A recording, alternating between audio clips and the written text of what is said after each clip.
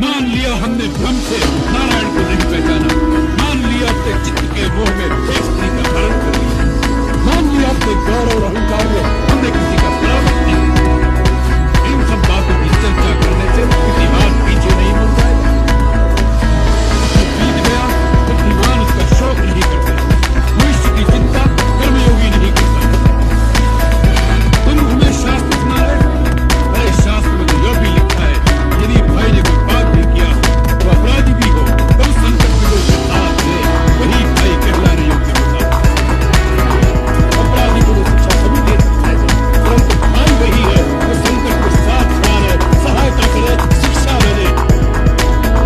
मैं तो छोटा भाई और छोटे भाई का एक ही धर्म है, जब तक वो जीवित है और स्वस्थ है तब तक बड़े भाई को कोई भी कष्ट नहीं होना चाहिए उसके। परंतु भैया सबकी बात सच निकले और वो सचमुच भगवान है तो भी मैं पीठ नहीं दिखाऊंगा। अपने भाई की आन के लिए रणभूमि में लड़ता हुआ मर जाऊंगा, यह मेरा वचन है। भैया एक प्रार्थना करूं, कहो यदि रणभूमि में मारा गया तो समझ लेना फिर उन्हें कोई नहीं जीत सकता। अरे जिनसे मित्रता की है उनके आचरण से कुछ शिक्षा ली होती, भाई के लिए भरत के त्याग को देखा होता, भाई के लिए लक्ष्मण की सेवा और समर्पण से शिक्षा लेता तो तू अपने चरित्र पर ऐसा कलंक न लगाता विभीषण। अरे अच्छे के साथ तो सभी अच्छे रहते हैं, फिर भाई और भाई का रिश्ता क्या?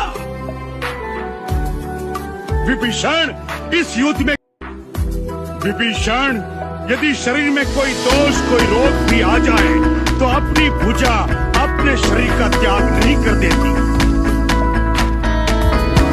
भाई भाई की भुजा होता है, तूने भैया से अलग होकर उनकी एक भुजा काट दी।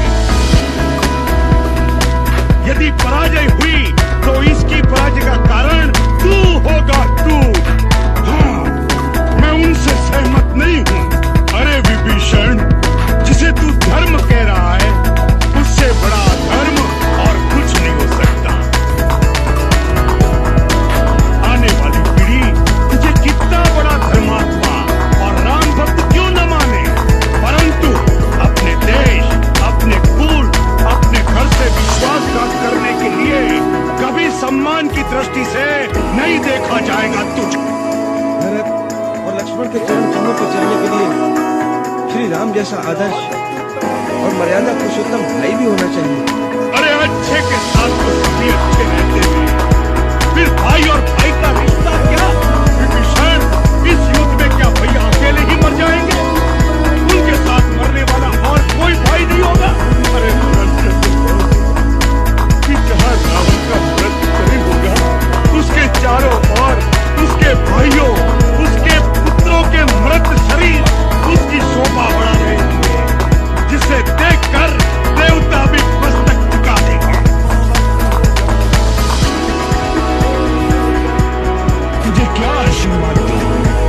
चिरंजीवी होने का वरदान तो तुझे स्वयं ब्रह्मा दे ही चुके हैं। मुझे इतना ही वरदान दीजिए भैया कि मैं सदा धर्म और नीति के मार्ग पर ही चलूं, मैं कभी अधर्म के मार्ग पर न जाऊं।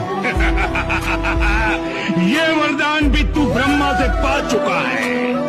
ऐसा लगता है कि अब इन बातों के पर्दे में तुम अपने